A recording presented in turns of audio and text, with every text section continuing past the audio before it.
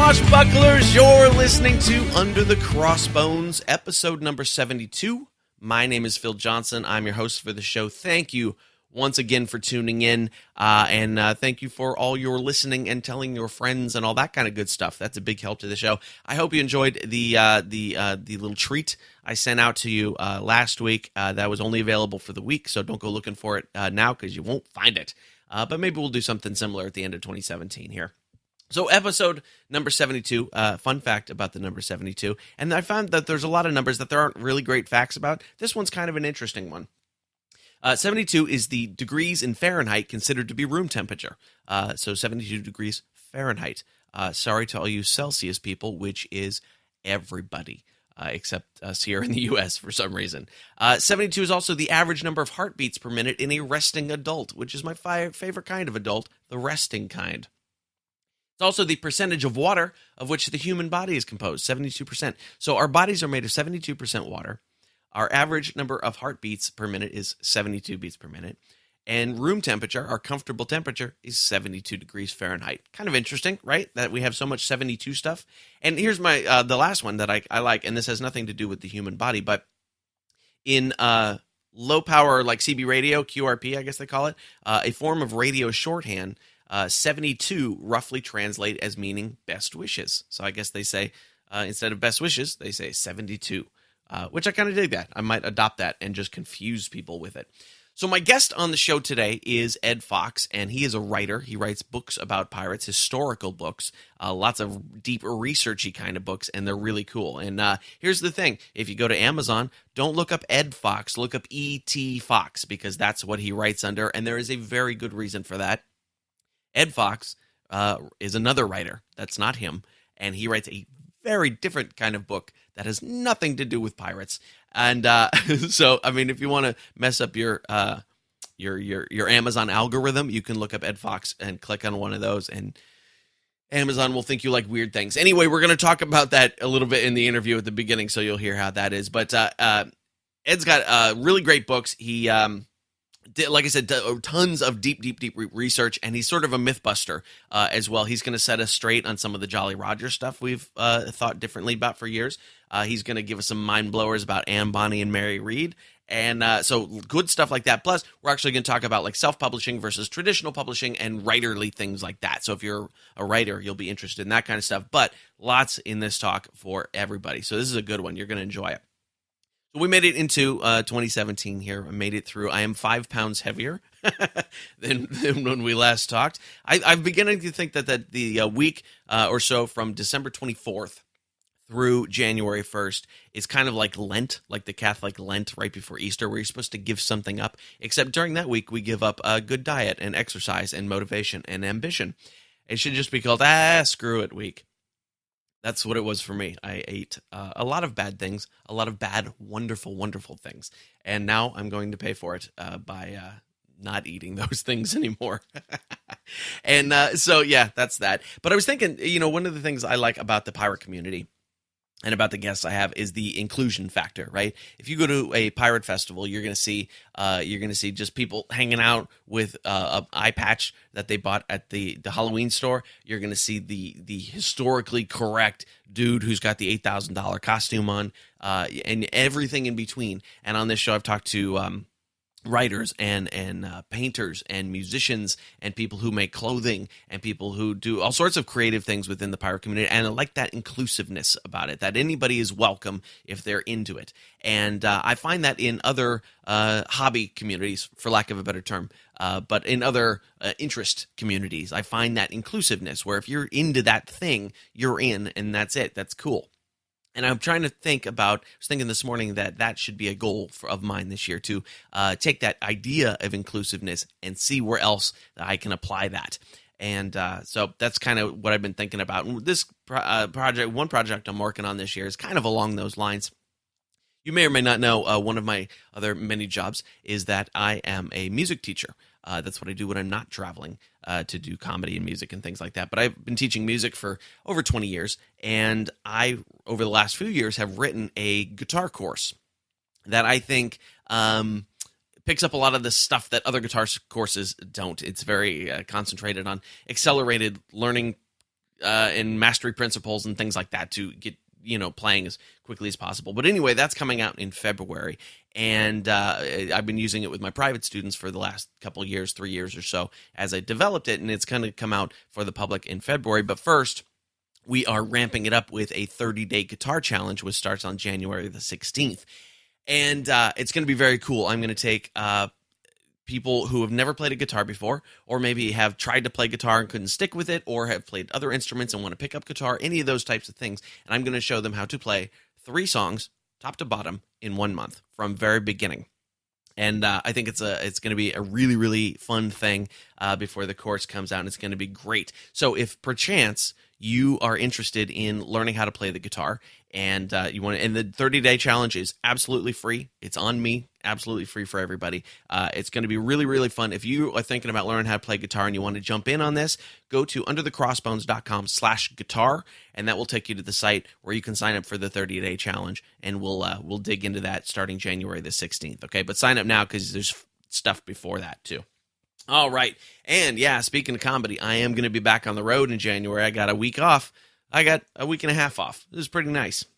But I am anxious to get back on stage. So here's what's happening in January. January 5th, that's this Thursday. I'll be popping into the Blue Lagoon in Santa Cruz for a quick little warm-up set. And then Sunday the 8th, I will be at Wally's Brewery in Redding, California, doing a full hour headlining show, hour plus probably. Monday, January the 16th, I will be at the Improv in San Jose, California. That's a competition night, which are not my favorite things, but sometimes they're necessary. And if you want to come out and vote for me, you get to vote for who wins. If you want to come out and get some laughs and vote for me, that would be great. Plus, I can get you in for free. So just shoot me a note or something. I can get you in for free on Monday the 16th at the San Jose Improv. Thursday, January the 19th, I will be at Trek Wine in Novato, California, headlining that night. Friday the 20th, I will be at the D'Argenzio Winery in Santa Rosa, California, also headlining. A lot of wineries this month. Tuesday, January the 24th, I will be at O'Malley's in Mountain View, California for a short set. And then Friday, January the 27th, I will be at the Underdog Wine Bar, which is at Concannon Winery in Livermore, California. These winery gigs, I live very close to wine country here in San Jose, California, and so the winery gigs are sort of our bread and butter as comedians. We get a lot of them. If you are enjoying the show, and I hope you are, join us over on Facebook at facebook.com/underthecrossbones, Twitter /undercrossbones, and of course you can get all the show notes for this show at underthecrossbones.com/072. If you want to support the show, that would be great. That would be very nice of you. Go to underthecrossbones.com/support. There's a little donate box there, a little PayPal box where you can just drop in whatever amount of money you feel is appropriate. Or if you just see me out on the street, just smash some wadded up cash into my hand. That'll work too. That's fine. There's also an Amazon banner there. If you click that Amazon banner, it'll take you over to Amazon, and you buy yourself something nice. And then Amazon kicks me back a little bit of something, and that's always cool too. Doesn't cost you anything. By the way, if you're a Prime member, you can see my specials on Amazon Video Direct now. They're both up there and doing pretty well.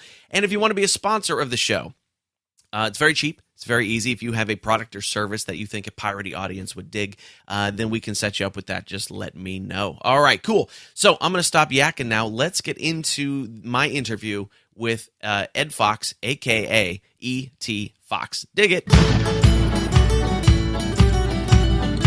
So you are an author, Ed Fox, and the first thing I realized is that when you go to Amazon to look for your books, you write under E.T. Fox, not Ed Fox. Is that correct? I do, yes. Yes. I do, yeah. Do you know what There's happens? a very good reason for that. Yeah, do you know what comes up if you put in Ed Fox in Amazon? Oh, yes. It's not something to Google while you're at work, is it? Right. I put that in, and I was like, oh, foot fetish books. Okay, interesting. And now I clicked on one. Amazon thinks that's all I want now. So I have to go figure out how to edit my history. Well, that'll teach you. Oh, I know. Yeah, now my girlfriend's going to be like, what have you been looking for on Amazon? That'll be strange. So you are not the foot fetish guy. You are the pirate guy, which is way cooler. And it looks like you've written 5 pirate books now. Is that right? Is it 5? Possibly. Probably. Yes. Okay, that sounds about right. That's what I came up with on Amazon. So tell me, tell me a little bit outside of all that foot fetish stuff. Tell me a little bit about why you decided to write about pirates. Or did you come to pirates first or writing first? I came to pirates first, I suppose, but in quite a roundabout way. I grew up in Portsmouth in England, which is right next to the sea. And so I've always had a kind of an interest in the sea, and I also have an interest in history. So together they sort of made an interest in maritime history. But of course that's kind of a weird subject. There's a lot of people who are interested in Nelson and that kind of thing, but I was much more interested in the 17th century maritime history, and just nobody is interested in that. And then I guess back in the late 90s, I found the internet, and I discovered that there were people all over the world who were interested in this same really niche thing that I was. Sure. Email lists. This was before forums, so I found some email lists. But of course, all the maritime history on the internet that people were talking about was mostly pirates. So because that was closest to what I was interested in, I joined a load of discussion groups and email lists and things. And just from there, I became really interested in pirates themselves, rather than I'm still interested in the broader maritime history as well. But I kind of found my niche in pirates, really as a result of internet chat rooms. Oh, fantastic! The technology actually working for us for once. Well, yeah, it's great. And so, then, how did you decide you wanted to start writing? I'd always liked the idea of writing, and I'd written a couple of sort of very small local history books kind of before that point. And it just was a natural progression, really. And particularly, I sort of realized that there were some gaps in the market. I started writing a book about pirates of the West Country, which is the western part of England where I live, because there were loads of pirates around here, and some of the really famous ones came from this region, but nobody had really kind of looked at it in a geographical sense. Nobody had gone, oh, look at all these pirates from this area, and put them into one book before. Oh, okay. So I did that, and then it kind of spiraled from there, really. While I was writing that book, I got very interested in Henry Every, who was one of the pirates from Devon, which is the county that I live in. And the more I researched his story, the more I realized that actually a lot of the story that we're used to about him wasn't actually accurate. And then I'd kind of gathered so many notes that I pitched the publisher. I said, I've got this really interesting pirate. Would you be interested in a book? And they said, yeah, write the book. So that was kind of my first proper academic pirate book, was the biography of Henry Every, that really just kind of came about by accident. Very nice. That's really interesting. Who else besides Every did you discover coming from the West Country in that first book? I think the other one was probably my favorite pirate of all, or my favorite pirate story of all, which was a guy called Thomas Salkeld, or Sockwell, who started off in the Royal Navy. Got fed up with the Royal Navy, became a privateer, got fed up with being a privateer, and became a pirate. And this was in the reign of Elizabeth I, and he was quite successful as a pirate. But when Elizabeth I died, and her nephew James I came to the throne of England, he was a Scotsman, and Thomas Salkeld absolutely hated the idea of a Scotsman on the throne of England. So he gave up piracy and captured the island of Lundy in the Bristol Channel, which is a couple of miles across and has a population mostly of puffins. But he declared himself the king of Lundy Island in all seriousness, and set up his own pirate kingdom in the Bristol Channel. And it was fairly short-lived. He captured some people, made them slaves, and they rose up against him, chased him off the island, and he kind of disappeared off into the Atlantic, where he was killed. But it's one of those stories that I don't think Hollywood has ever come up with anything that's actually quite as interesting as that true story. Yeah, interesting that he didn't want to see a Scotsman on the throne, but it wasn't, let's change that. Well, I guess you couldn't change it really, but he was just like, well, I'm going to leave then and go find my own place to live. Yeah, I've had enough of this. I'm off. That's interesting. That's really interesting. And so the Henry Every book, what was it about his particular story that you decided needed to be a whole book? I just thought he was an interesting character. There was a sort of spate of biographies of pirates at a similar time, Angus Constant brought out his new biography of Blackbeard a few years before. Clifford Beale wrote a book called Quelch's Gold, which is all about the pirate John Quelch. And there were a couple of biographies of Captain Kidd that had come out in the years sort of just before I did that. So it was a sort of there was a bit of a fashion at the time for writing single pirate biographies. And Henry Every was just unbelievably successful. At that point he was eclipsed later, but at that point he captured the biggest single prize that any English pirate had ever captured when he captured the Gangi Sawai, a fabulous Indian ship.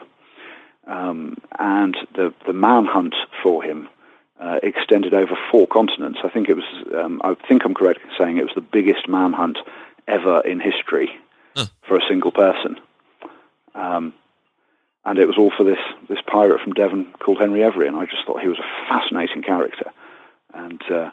And so much of what had been written about him wasn't right. Almost every book that had mentioned him had got all the story from Charles Johnson's General History of the Pirates, which kind of got the outline of the story right, but a lot of the details were wrong. And so the more I looked into it, the more I found these details were not quite right. But also the more I found that it was just a really interesting story. Because it was such a massive crime, there were a lot of records kept about it. The members of his crew that were captured or gave themselves up voluntarily were interrogated really quite extensively. So we've got loads and loads and loads of details on this one pirate cruise compared to most other pirate cruises. So it was also really ripe for doing this sort of single pirate biography because there was so much detail that I could draw on. A lot of it, with a lot of pirates, there are great gaps of months and months between where they enter the records. So they visit this port, and then months later they're heard of somewhere else. Right. But you don't really know what they're doing in those months. Whereas with Henry Every, I could tell you almost every day where he was and what was going on because the records about it were so detailed. So I just thought it was a brilliant story and pretty much wrote itself, actually. That's really interesting. Tell me a little bit about your research process, because that book, like you said, some of the details that were out there were incorrect, and certainly in your next book about the Jolly Rogers, you definitely go after some of the myths that are out there as well. What does your research process look like, and how do you myth bust some of those ideas? I think I start by questioning everything I read. Which for me usually means looking at the sources that a book has used. Right. So I'll read a book and it'll say something, and then I'll check where that information has come from. And a lot of the time I'm left wondering where the information has come from. With the flags thing particularly, they appear in just about every book. Sure. Or every illustrated book on pirates. There'll be a page showing all flags of Jack Rackham and Stede Bonnet and all the sort of classic ones. And I really got wondering where these flags came from. And so I just started looking into it and realized that they didn't come from any historical source that I could find. There didn't really seem to be sort of any evidence at all as to kind of who had come up with them. So I asked about, with a few sort of people that I knew, and people that I knew had already done some research on flags, and I said, where does this come from? Where does this idea that Jack Rackham had 2 swords on his flag come from? And they all said, no, we don't know. So I started looking into it. And it wasn't one of those things that I looked into extensively, but as I was doing other research, I would keep an eye open for mentions of flags.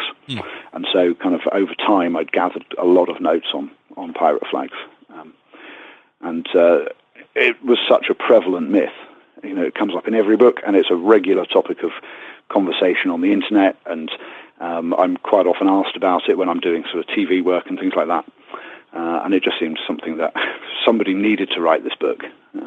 So I announced about 10 years ago that I was going to write this book, and a few people got very excited by it, and then I didn't write it for 10 years. But kind of every 6 months they'd say, so when's this book on flags coming out? And I just decided last year, had a bit of free time when I wasn't doing anything else. So right now I shall write the book on flags. Yeah, nagging me into it works. Right. Yep. So, so you were finding references to flags in what kind of documents that led you to believe they were more truthful? Well, first of all, I mean, they were all primary source documents that I was looking at. So there were all sorts of things. A lot of them come from newspapers, because newspapers in the early 18th century quite often carried reports of pirate attacks, as part of the news. Okay. And these would often be written by the eyewitness themselves. So it wasn't like a journalist gets the facts and then writes the story in the office. Right. It would be the person who was actually attacked by the ship would write a short report, and then that report would be published verbatim in the newspaper. Mm-hmm. So it was, I can you look at those, and it's somebody saying, we were attacked by 2 ships that were flying a black flag with a skull in it. You can be reasonably sure that that's sort of accurate. And then there were other witness reports that weren't published but are still available in manuscript form in various archives. And so by gathering all those together, I sort of began to get a fairly good picture, I think, of what flags were out there. Interesting. So, as an example, Jack Rackham's the flag attributed to him with the skull and the 2 crossed swords, you mentioned, is not the correct one. Do you know what his flag actually did look like? Yeah, Jack Rackham's a funny one.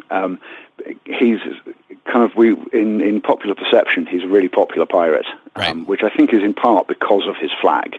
Mm-hmm. Because he's got a really cool flag in these books. Yeah. And I think people then think that he must have been a really cool character to have had these flags. But actually, he was fairly useless as pirates go. Right. His track record wasn't great, and it turns out that the only flag I can actually find that he flew was a plain white flag. So.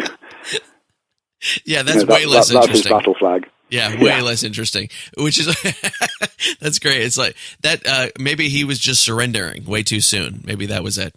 Well, I mean, Mary Read certainly thought so, or Anne Bonny, rather. Yeah. But some of the other pirates had sort of quite interesting flags as well.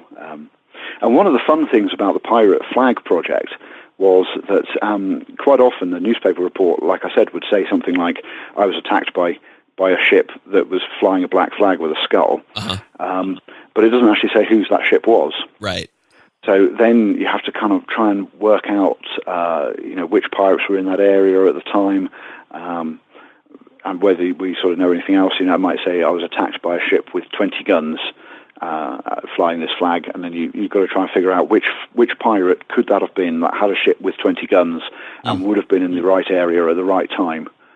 And so some of them are a little bit sort of educated guesswork, Right.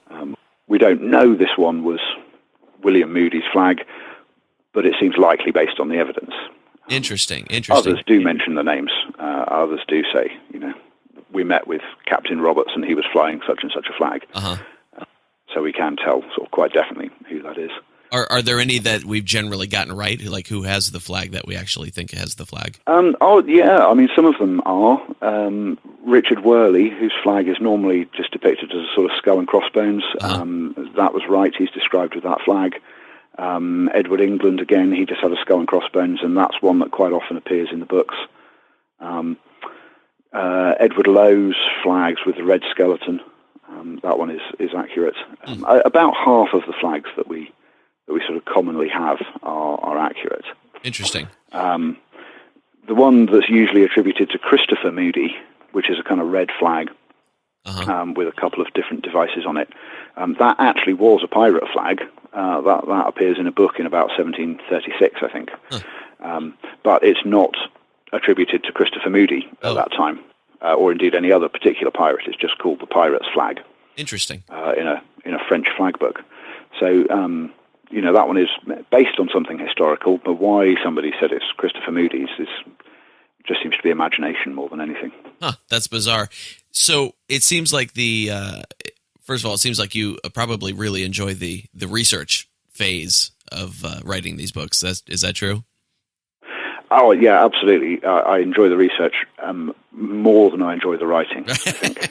Although, I mean, sometimes the writing can be really nice, but the research is the exciting bit, so that's the bit where I make myself say, wow. Yeah.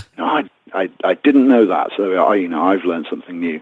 And then there's the excitement of, I can't wait to pass this information on to other people. Right. And quite often, if it's something sort of particular that I know other people are interested in, or that I think other people will be interested in, it's nice to sort of be able to pass that on, maybe to answer some questions that have been hanging in the air for a while. Mm-hmm. And that can be quite exciting. But I enjoy the writing as well. It's just not quite so wow. Yeah, no, I understand that completely. The idea is much more interesting than the implementation of it sometimes. Yes, yeah, exactly. And so your two most recent books, you've really gone sort of that direction where you're actually not just writing about it, but you're actually presenting the historical documents themselves within the book. How did you decide? Yeah. How did you decide you wanted to do it that way? Again, that was a sort of accidental process, really. I wrote my doctoral thesis on pirates. Okay. And so as part of that process, I literally went to every archive that I knew had documents relating to pirates. And I photographed virtually every single primary source document that related to pirates in the sort of 1660 to 1730 period. In the English language, anyway. There are foreign archives that I didn't visit. And some work from the American archives. I got some friends of mine to get me stuff. And so by the end of my thesis, I'd gathered up literally thousands of pages of primary source material. And I found it much easier to kind of remember what was in it if I transcribed it. Oh. And also that meant that when I was trying to find a particular source while I was writing my thesis, that I had a searchable form in front of me. Yeah. So somebody's written about this, but I can't remember which document it's in, and I could do a keyword search. And so I just found it brilliant to transcribe them all. So at the end of it, when I finished my thesis, I had these huge files of these primary source documents. And quite often, in response, particularly to questions that I was asked on forums and chat groups and things, I would post a document. Well, this document says this, and I'd post the whole document. And people sort of, oh, that's great, fantastic. So I thought there's actually an interest in these original documents, and because I had them all transcribed already, or most of them transcribed already. It just seemed the logical thing to do to bind them up and put them into a book. So that's what I did. Interesting. I wrote introductions for them because a lot of primary source documents are only really useful if you understand the context in which they were written originally. Certainly. So I wrote some introductions for them, which took me a little while, but I just thought it would be useful to people. And actually, it has turned out to be quite a popular book. I think it's Pirates in Their Own Words is, I think, my best-selling book.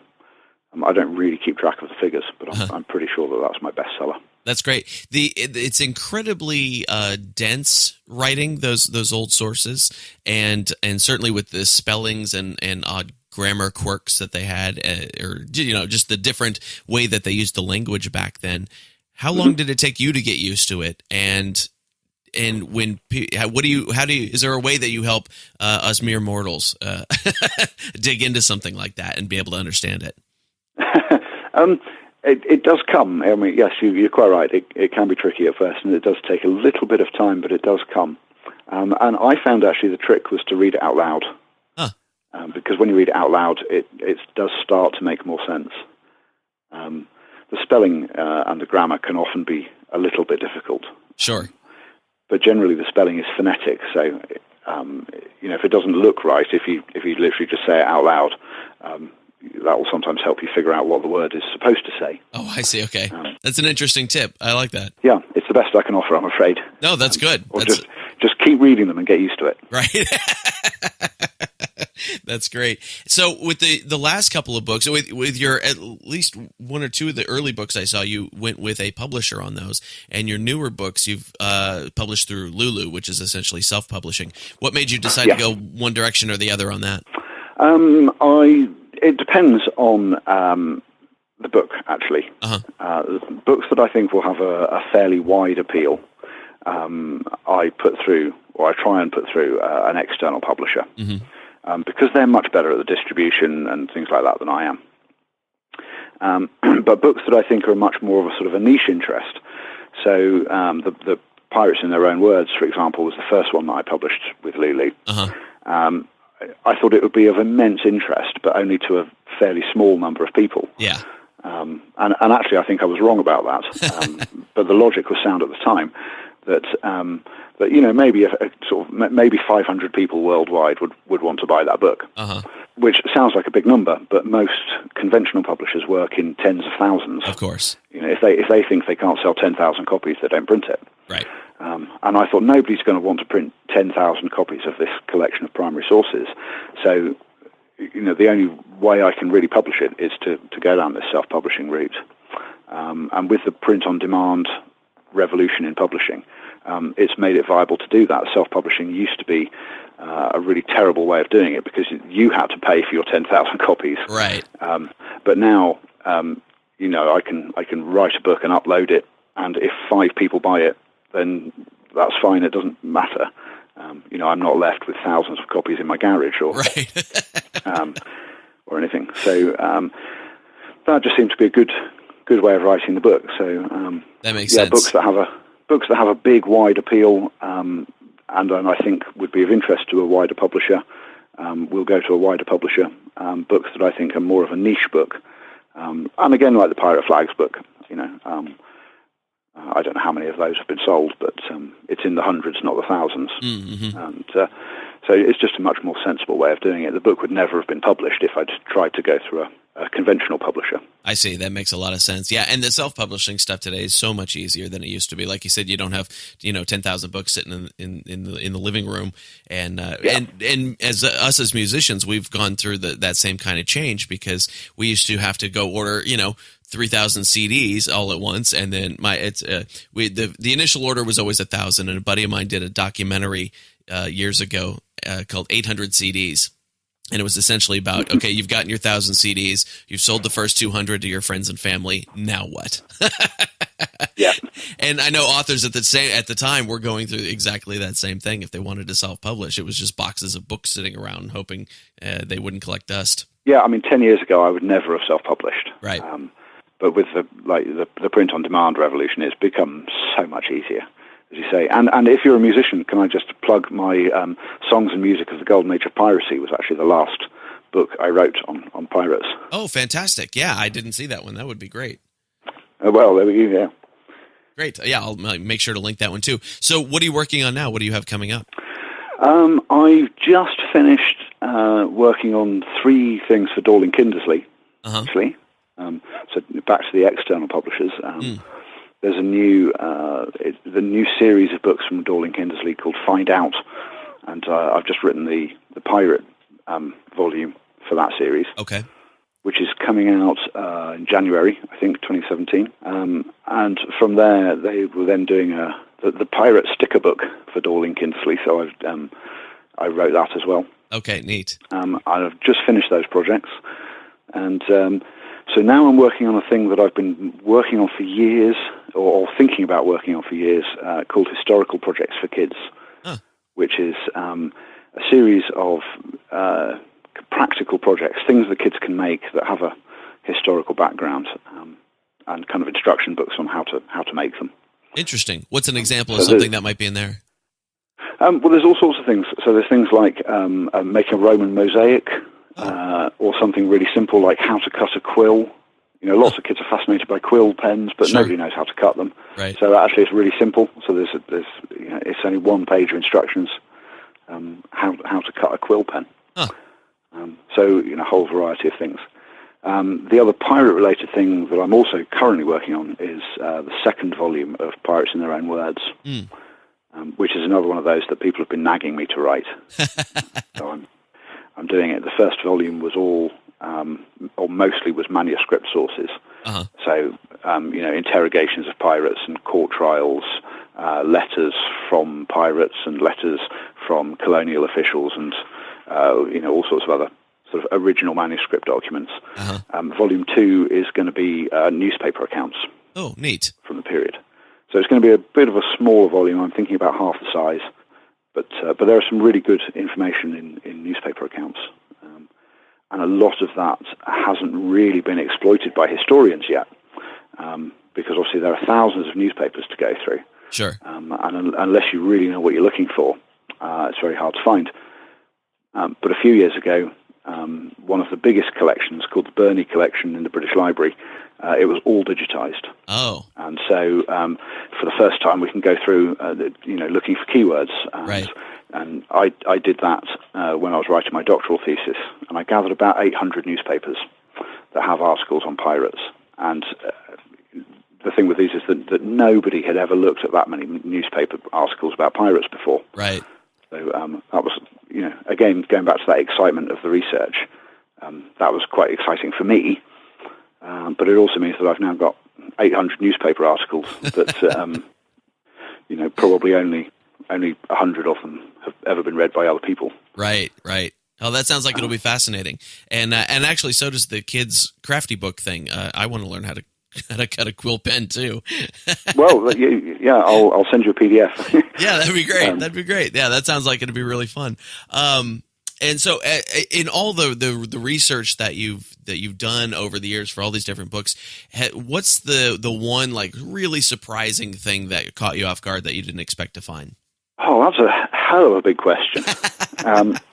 I'm not sure there's sort of one particular thing that's really caught me off guard. Mm-hmm. But the big thing actually is realizing that just how much of what we think we know about pirates is not quite right. Uh-huh. And I think probably the biggest thing for me was the realization that Anne Bonny and Mary Read never disguised themselves as men. It sounds like a really small point. Uh-huh. The conventional story is that these two women both wanted to go to sea, couldn't go to sea because they were women, so they disguised themselves as men.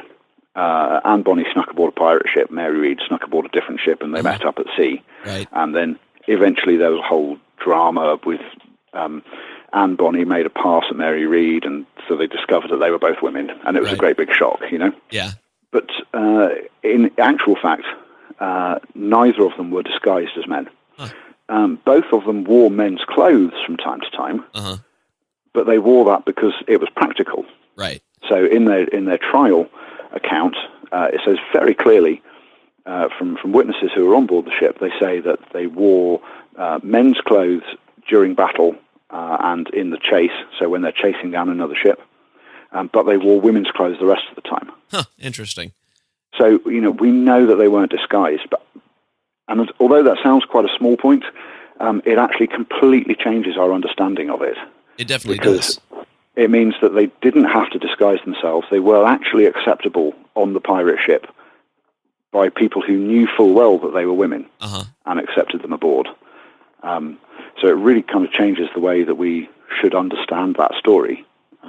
It's not a story about women who kind of had the balls to disguise themselves uh-huh. To get aboard a pirate ship. It's a story about women who had so much balls that they were automatically accepted, even though they were women anyway.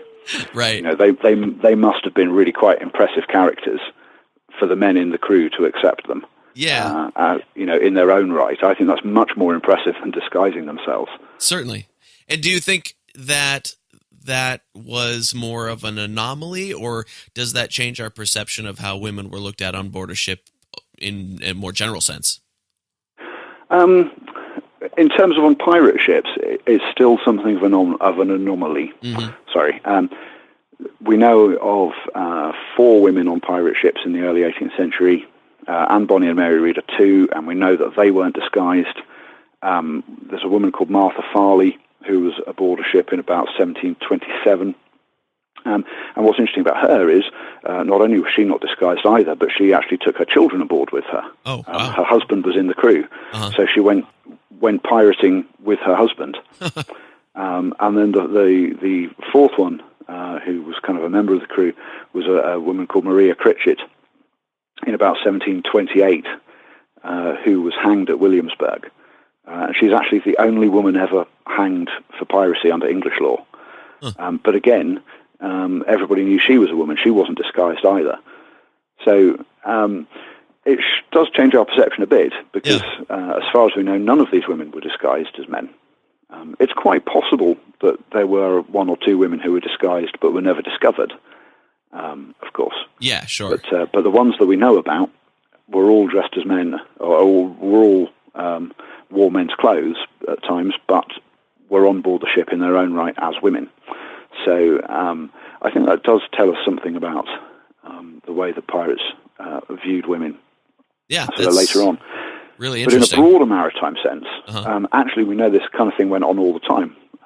There are, outside of piracy, there are lots of other records of women going to sea in their own right. Huh. I mean, they're still very much a minority. Yeah. You know, we're talking sort of 1 in 1,000. But sort of out of the sheer number of people that went to sea, it's inevitable that quite a few of them were women and were people that they were known to be women. Interesting. So That's we shouldn't be surprised by it, really. Yeah, that's really interesting. That does change things up quite a bit. And boy, going pirating with her husband, I can't even get my girlfriend to go to my gigs most of the time. Yeah, with his children. Yeah, with the children. That's good for her. That's great. So that's really interesting, Ed. So where's a good place online for people to keep up with all your different projects and stuff you're doing? The Fox Historical Publications, which is who I published the most recent book through. Uh-huh. That has a Facebook page. Okay. And I tend to, when I'm working on other projects as well, I tend to mention them on that Facebook page. Okay. So, the Fox Historical Publications Facebook page is the best place. Great. I will make sure to link that up in the show notes. That'll be great. That'll be great. This has been fun. I'm glad we finally got a chance to do this. Yes, excellent. It's great. Is there anything I didn't ask you about that you want people to know? No, I don't think so. All right. No, if you're happy, I'm happy. I am happy, man. This is good. This is really fun. Well, thanks a whole bunch for coming on and taking the time. I appreciate it. You're very welcome. And I hope we can talk again soon. Yeah, I look forward to it. All right. Thanks, Ed. Bye-bye. Okay, thanks, Ed. Bye. And there it is, friends. That is my interview with Ed Fox, a.k.a. E.T. Fox. Remember, look up E.T. Fox when you go to Amazon. I will link up a bunch of his books on the show notes as well, so you can just dig into them right there at underthecrossbones.com/072. I'll make it easy for you. If you want to find out more about what he's up to, what he's writing, that kind of stuff, go to etfox.co.uk. Or you can catch him on Facebook, facebook.com/FHpublications. And it's all going to be good. Today's show, Under the Crossbones, is sponsored by Pirate Radio of the Treasure Coast, WKKC-DB, playing the best music and pirate radio talk. Yes, they're out there, and they are catering just to you. You can listen to this show, Under the Crossbones, on both their stations.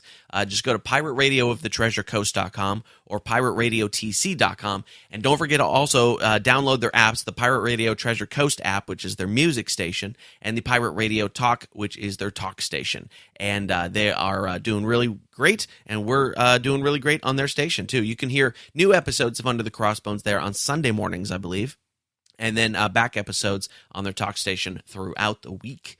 I have an ebook for you, which is lovely. It's Alexander X. Quemlin's Pirates of Panama or Buccaneers of America, whichever title you prefer. And it is a great piece of seminal pirate writing from the Golden Age, from the Golden Age of piracy. And if you haven't read it, it's a great read. You should check it out. And I got it for you for free. Just go to underthecrossbones.com, click on the free ebook button, and you can download it there. Or if you're out and about and all you got is your phone with you, just text the word pirate and your email address to 94253. Text the word pirate and your email address to 94253, and everything will be lovely.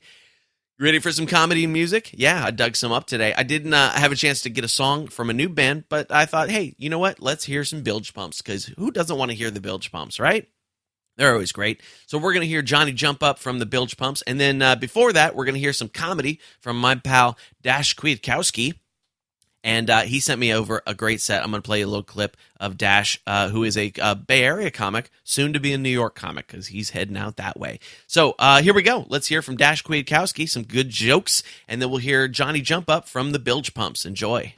I went to Portland recently, to pet sloths, right? You know you do that? Is that not the most millennial thing you've ever heard in your life? What did you do last week? I went to Portland to pet some sloths. But I was petting them, and I asked the lady, I was like, can I hold one? Can I pick one up? And she was like, oh no. We used to let people hold the sloths, but then they kept dying. And I was like, what? Were people just squeezing the sloths or what? And she's like, it wasn't that. It was the stress. I was like, well, you have to explain what that means. And she's like, oh, well, I don't know if you knew this, but sloths are the only mammal without the will to live. So when they get stressed out, they just die. First of all, how chill are sloths? Are you kidding me? Can you imagine, like, can I help you move? Like, oh, I don't want to die. Like, what happened to Jeremy? Like, oh, well, his team made the playoffs, right? That's cool. But that last game was really intense. So he's dead now. Like, oh, he had a big project at work, and his in-laws were in town. You know how that is. So he's no longer with us. Can you imagine like a sloth fairy tale where it's like, once upon a time there was a magical sloth kingdom with a beautiful sloth princess, and she was kidnapped by a dragon. So the bravest sloth knight in the land, well, that was too much pressure for him and he died. The king and queen, real bummed out, they died too. The princess died immediately. Right when they grabbed her, like, boom, gone. And all of the sloths in the kingdom lived happily ever. Just kidding, they died. The end. You know what they say, when the going gets tough, these sloths die.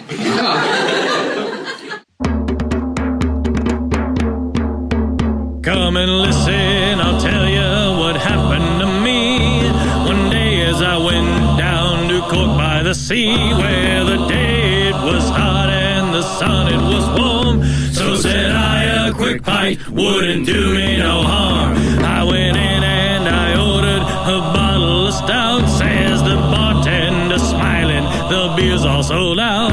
Try a whiskey, young Patty, 10 years in the wood. Says I'll try cider, I heard that it's good. And I'll never, no never, no never again. If I live to be 100 or 110. I fell to my knees, could not get up after drinking a quart of that Johnny Jump Up. After down in the third, I went into the yard where I ran into Brophy, that big civic guard.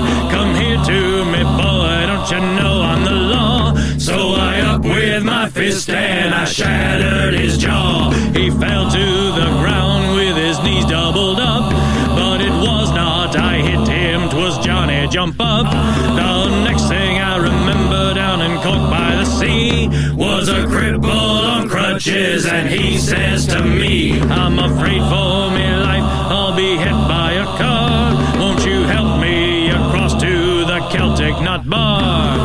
After a pint of that cider so sweet, he threw down his crutches and danced on his feet. And I'll never, no never, no never again. If I live to be 100 or 110. I fell to my knees, could not get up after drinking a quart of that Johnny Jump Up.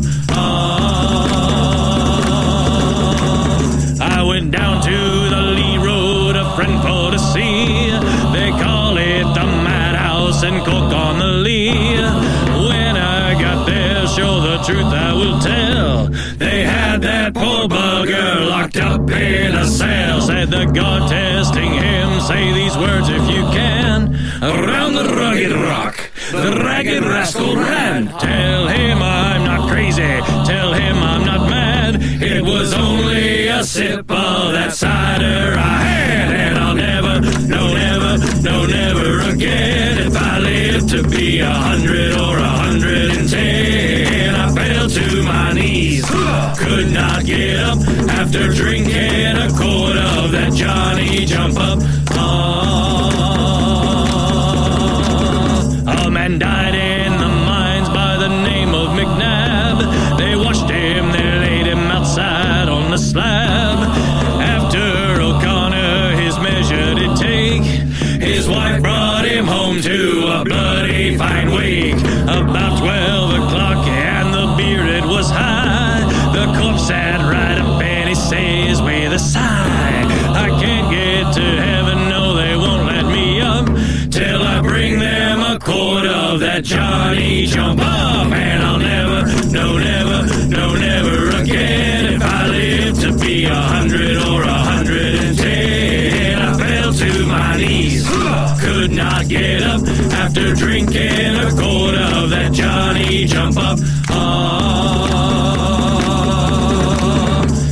if you ever go down to Cork by the sea, stay out of the alehouse and listen to me. Drink a whiskey, young Patty, but don't take a sup of that devil drink cider called Johnny Jump Up. And I'll never, no never, no never again, if I live to be 100 or 110. I fell to my knees, could not get up after drinking a quart of that Johnny Jump Up. And I'll never, no never, no, no, never again, if I live to be 100 or 110. I fell to my knees, could not get up after drinking a quart of that Johnny Jump Up.